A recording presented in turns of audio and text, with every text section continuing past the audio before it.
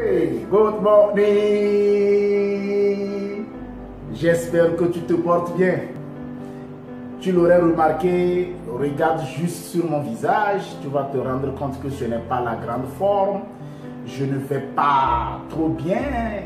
Et ces derniers temps, je suis tellement pris, acculé par certaines préoccupations.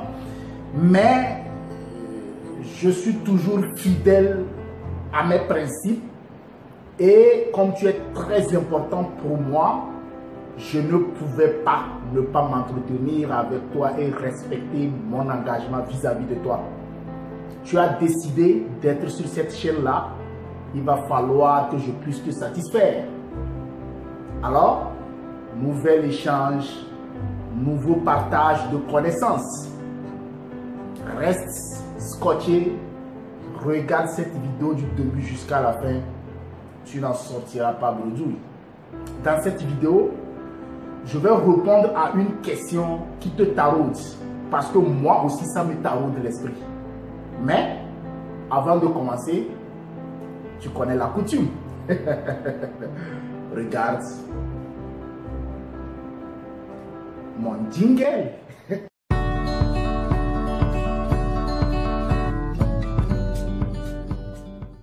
Tu as vu la question. Pourquoi tu ne vends pas? Mais je ne vais pas faire comme si j'étais un expert. Je suis aussi dans le cas. Pourquoi nous ne vendons pas? C'est une question qui m'a toujours dérangé, qui m'a toujours rongé, qui me taraude l'esprit. Comment se fait-il que nous mettons en place un système, un projet, un produit, un service et à un moment donné, on se plante parce que le chiffre d'affaires n'augmente pas, parce qu'on n'arrive pas à avoir de nouveaux clients. Et un beau jour, malheureusement, pour certains, on finit par fermer les portes de notre service. On finit par ranger notre produit parce qu'on n'est pas arrivé à vendre ou bien on n'arrive pas à vendre. C'est une question qui m'a toujours taraudé l'esprit et tout. J'étais là, je me posais des questions parce que, rassure-toi, je me plante, cher ami. Il m'arrive parfois de ne pas arriver à vendre aussi. Je suis comme toi, en fait. Alors, j'étais là, il y a de cela quelques temps, une révélation m'est venue. Et oui, non, je sais, je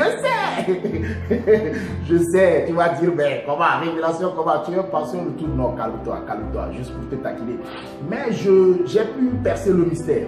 J'ai pu percer le mystère et je me suis rendu compte qu'il y a une solution à tout. Et j'ai pu trouver la solution. Et il y a de cela un mois, j'ai commencé par pratiquer cela. Et ça marche. Voilà pourquoi aujourd'hui je me dis, je vais partager cela avec toi. Je ne partage rien avec toi sans l'avoir préalablement testé ou essayé. Pourquoi tu n'arrives pas à vendre? Pourquoi nous n'arrivons pas à vendre? La première chose, c'est lié à notre patrimoine génétique.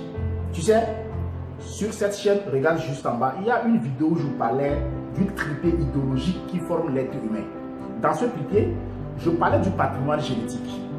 Et tu peux me faire confiance, le patrimoine génétique joue sur nous dans cette énigme ou bien dans ce problème du fait qu'on n'arrive pas à vendre. Je t'explique. Nous sommes conçus dès le bas âge à être des acheteurs.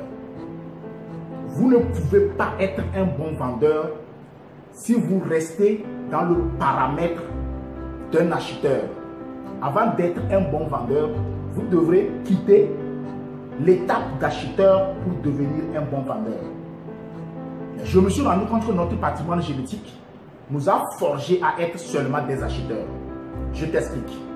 Quand tu étais petit ou petite, il t'arrive parfois d'aller dans une boutique, de voir un biscuit chocolat qui se vend peut-être à 500 francs. Ton envie, c'est d'avoir ce biscuit chocolat qui est à 500 francs. Mais quand tu rentres chez toi, tu donnes l'information à maman ou à papa que tu as envie d'avoir ce chocolat, ce biscuit à chocolat. Malheureusement ou heureusement, ça dépend de là où tu te situes, les parents n'ayant pas les moyens te blaguent en te remettant un 25 francs, un 50 francs et te disent de retourner dans cette boutique-là. Quand tu y vas, ton envie est toujours sur le biscuit à chocolat. Mais malheureusement, le boutiquier est obligé de te donner une autre chose qui se vend à 25 francs ou à 50 francs. Cela voudrait dire que dès le bas âge, nous sommes conditionnés à être des acheteurs. Parce que pour nous, un acheteur, c'est cette personne-là qui arrive à acheter à bas prix.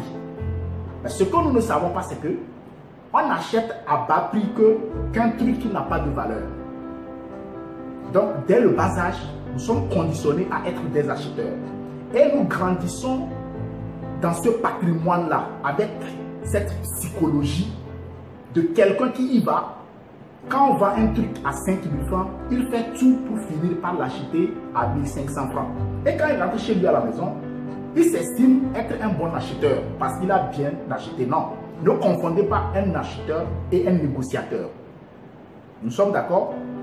Donc, je me suis rendu compte que la première solution, c'est de quitter ce sillage d'acheteur pour devenir un bon vendeur, pour devenir un vendeur. Et pour moi, la solution idéale, c'est ceci. Tu dois avoir la capacité d'acheter les choses chères. Pour quitter l'état d'acheteur et se positionner demain et être un bon vendeur, arriver à vendre tes services, tes produits, toi-même d'abord, tu dois arriver à acheter cher les produits et les services des autres. Cher ami, tu dois avoir la capacité un jour, en ayant juste 50 000 francs dans ta poche, de rentrer dans un supermarché ou dans un prêt-à-porter, prendre une costume à 50 000 francs, rentrer chez toi bredouille sans argent, mais avec ton costume de qualité. Ce qui se passe dans la psychologie du vendeur ou de l'entrepreneur, c'est que quand tu achètes un costume à 50 000 francs, le jour où tu n'avais, après l'avoir acheté, il ne te restait absolument rien, ça te laisse des impressions. Et ce qui fait que demain, quand tu porteras ce costume-là, je prends l'exemple comme si tu étais un formateur et que tu te proposes d'aller faire une formation en portant ce costume-là, tu ne peux pas mettre le prix de ta formation à 2000. Non, parce que le costume déjà que tu portes t'a laissé une impression. Tu l'as acheté cher. Donc, il faut apprendre à acheter cher les choses et cela va reprogrammer votre psychologie de vendeur. Imagine que tu as eu à débourser 250 000 francs pour acheter un livre d'entrepreneuriat, de vente, de marketing, je ne sais pas, que tu as lu. Tu as eu de la connaissance. Demain, tu te positionnes à être comme un consultant ou un formateur. Es-tu sûr que tu peux fixer le prix de ta conférence, de ta formation, je ne sais quoi, à 10 000? Non. Tu serais obligé d'augmenter le prix en fonction des dépenses que tu as eu à faire pour avoir cette connaissance-là. Vous devrez avoir la capacité d'acheter cher pour quitter le paramètre d'acheteur pour se positionner en bon vendeur. Autre chose, c'est que quand vous y arriverez à acheter cher les produits des autres, cela va conditionner votre état d'esprit. Et là, je partage un exemple ou une expérience avec toi. Ce mentor-là, cet exemple que j'ai toujours pris, c'est mon DG, le DG de ma société. J'ai eu la chance de faire certaines prospections avec lui. C'est le genre de gars qui, vous arrivez devant un prospect ou un potentiel client, c'est la première fois qu'il le rencontre, mais il a la capacité d'aller se servir le café dans le bureau du client, du prospect.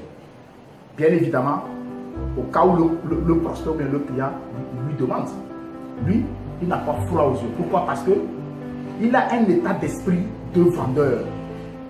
Il a une psychologie de tueur, au fait. Un vendeur, c'est un tueur, au fait. C'est le genre de mec, mon DG, qui il est à l'aise dans le bureau du prospect ou bien du client comme si c'était dans son bureau. Je ne dis pas qu'il exagère, je ne dis pas qu'il fait ce qu'il veut dans le bureau de l'autre, mais il est tellement à l'aise. Et il se positionne, il n'a pas peur de fixer son prix.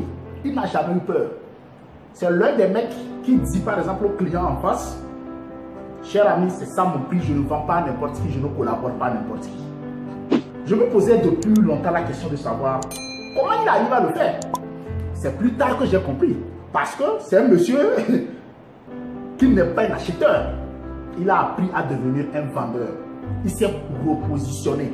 D'abord le costume de l'homme, la voiture avec laquelle il va vers le client.